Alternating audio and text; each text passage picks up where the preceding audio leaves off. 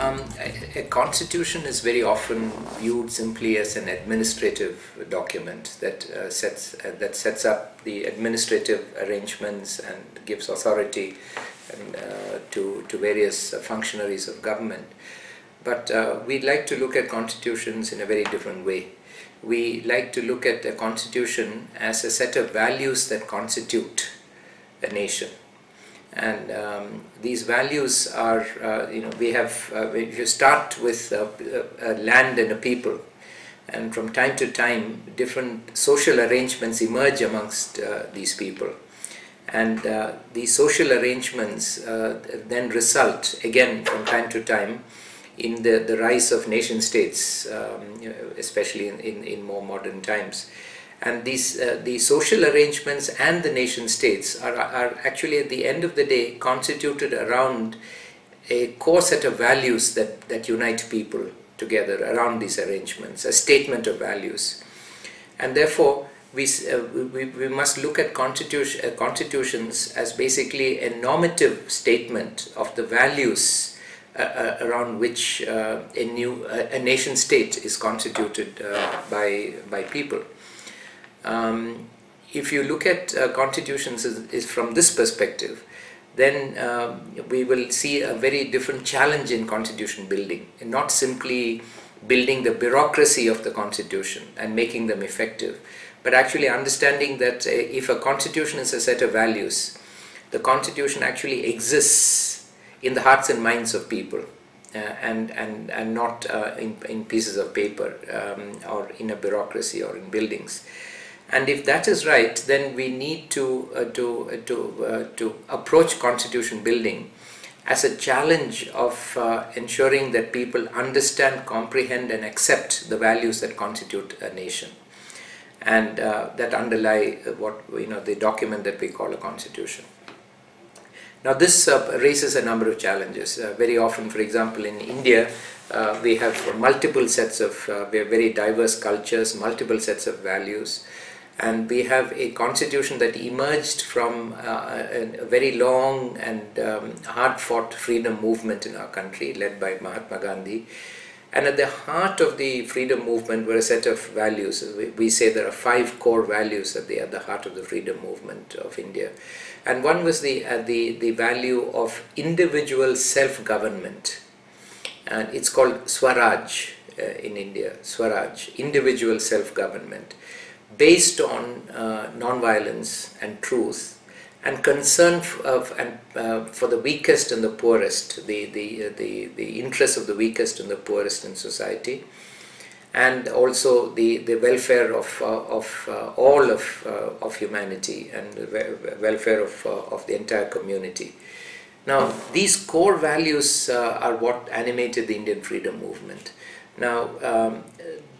these values are not necessarily the values that are shared by all sections of the Indian population, but these values culminated in a resolution of the establishment of a constituent assembly, which authorized a constitution to be created around these values, and that constitution contains about 75 core value propositions, which are actually bundled together as legal provisions with numbers of articles and sections and so on. But if you strip the constitution of all the legal technicalities, you'll find there are 75 core values. So the challenge of constitution building in India, I believe, is to get the people of India to understand and accept the 75 values that are in the constitution, which emanate from the 5 core values that were at the heart of our freedom movement. And so the constitution building process then becomes really one of explaining this to people, and so that the constitution will be seen as a value document and not simply as an administrative arrangement. And secondly, to ensure that the actions of the state, administrative, political, judicial, are tested against these values. So the constitution then becomes a normative benchmark around which can guide the development of the state towards creation of a new society based on these core values. And this is obviously a very a very complex challenge. How do we communicate to people about these values and convince them? And we also want to make sure that these values, which are stated in general terms, are interpreted in a manner that is consistent with the objectives of the original normative goals behind the establishment of the Constitution. And for that, the judiciary plays a very important role. So the first step that we've tried to do is really to constitutionalize the judiciary, constitutionalize the bureaucracy, constitutionalize the process of legislation, and make constitutionalism a very central part of life. And so earlier the constitutional issues were seen to be relevant only to the highest constitutional courts, but we have now for the last 5 years been bringing the Constitution down to the work of the trial courts, the grassroots judiciary. And that's been very positive, and we've been able to mainstream that. Very big challenges here, but this is how we have started on a new journey of constitution building, nearly 6 decades after the Constitution was formally adopted, because what we have found is the Constitution is seen as somehow separate from the day-to-day lives of common people and the day-to-day administration of the country, and we want to mainstream the Constitution into the lives of people and the running of the bureaucracy.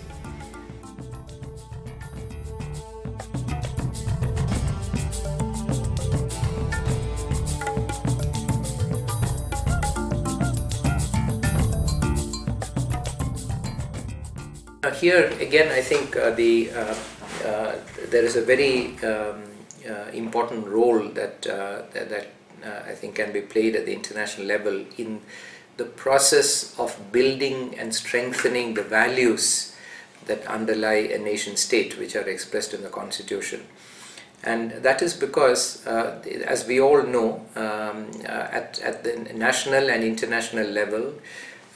beneath the formal legal structure is an undercurrent of social, political and economic forces which are national and international that are constantly at play. And these undercurrents, which are social, economic and political, play a very important role in either supporting or undermining the constitutional arrangements so as to suit their own interests. And very often very important coalitions are built either for supporting or undermining the Constitution between national and international forces. And so in this context, I think it's very important when we are struggling at the national level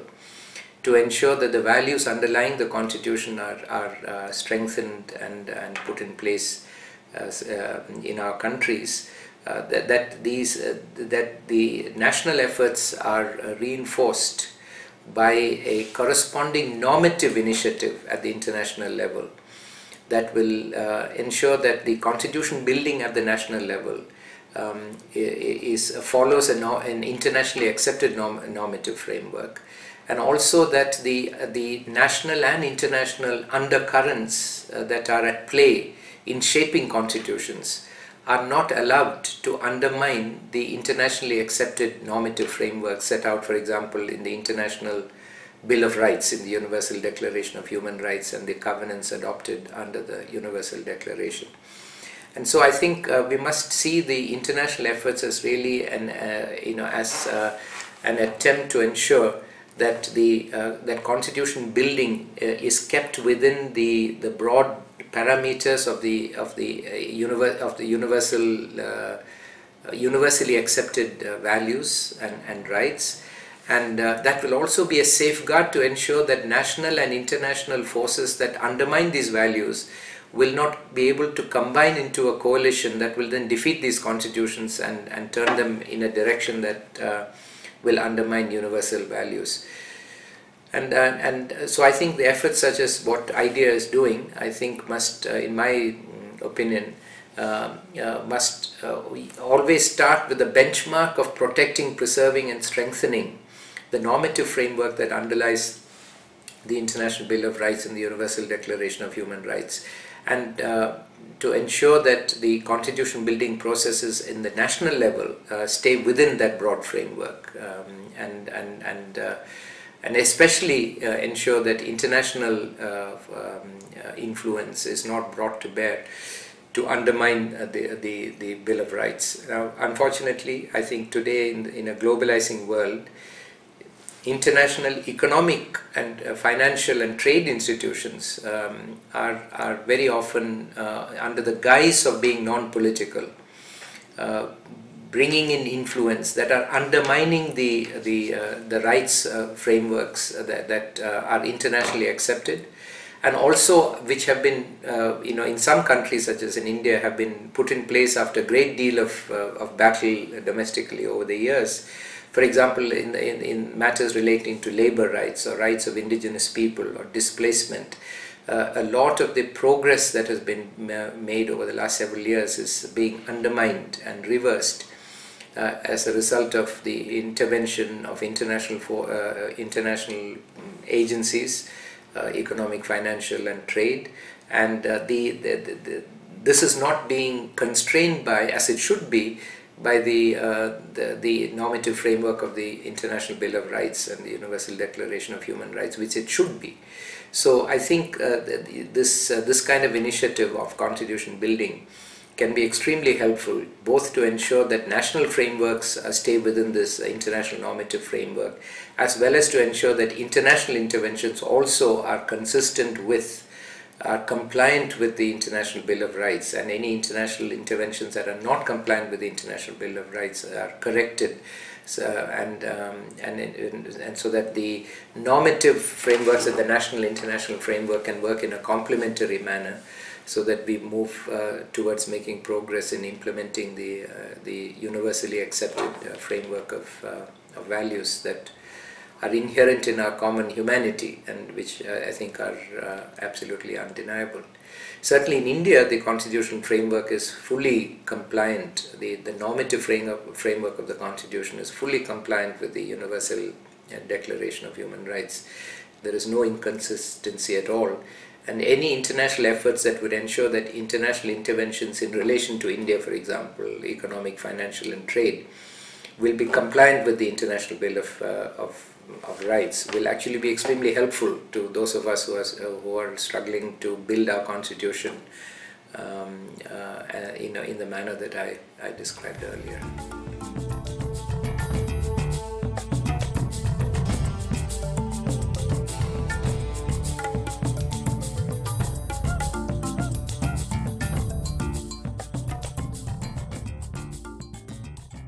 No, I think there is now in the international world a division between the international organizations that work on finance, economics and trade on one hand, and on civil and political rights on the other hand. And I think for at least half a century now, the international human rights scholars have proclaimed the indivisibility of human rights, that you cannot divide human rights in this manner. But the organizational structures have remained separate, and as a result, I think what has happened is that the trade and economic and financial institutions are pursuing their work using a vocabulary that is seemingly non-political and seemingly separate from the dialogue on constitution building. But in fact what they do is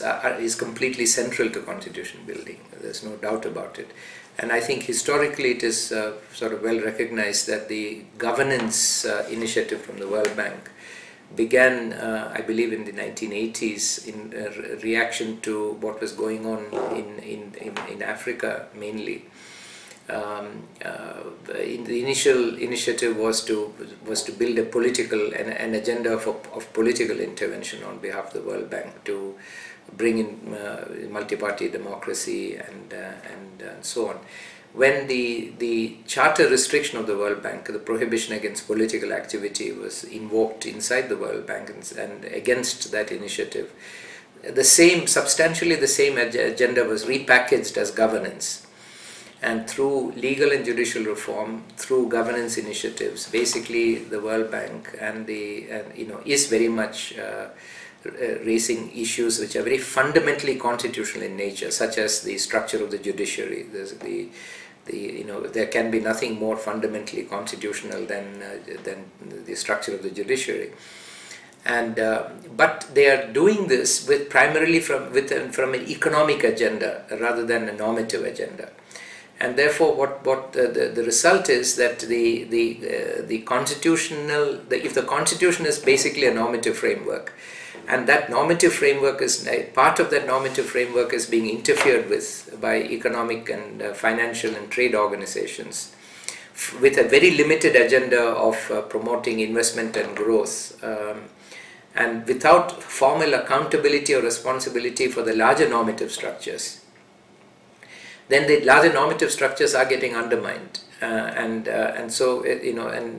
but this impact is not being recognized or being dealt with. So I think the time has come to make sure that the work of the World Bank, the work of the WTO, the work of the IMF, and other international organizations, regional organizations, which work on financial trade and economic issues, is tested against compliance with the International Bill of Human Rights and and the Universal Declaration of Human Rights, and we make sure that in the process of economic development, growth, and investment, we don't come up with packages that exclude these rights, and therefore the rights can be violated, and these organizations can say that we are not really responsible for those rights. So we need to get past the vocabulary, the seemingly non-political vocabulary being employed by these organizations, and I think we need to engage with the full import of their activities and ensure that the constitutions, the international constitutional framework, which is basically the Universal Declaration of Human Rights, and the national constitutional frameworks are not weakened but are strengthened by by international initiatives. So I think perhaps the most crucial issue is that there is now a policy of promoting, India certainly is within that framework of promoting growth, economic growth, without taking into account the social and political framework of that growth. And constitutions deal in a comprehensive manner with society, because, as I said, they are the values of society. And we cannot deal only with one part of that issue, namely investment and growth, without dealing with the other normative aspects. And I think this is a major challenge that has to be overcome in an appropriate manner. Otherwise, there's a very heavy cost being paid by common people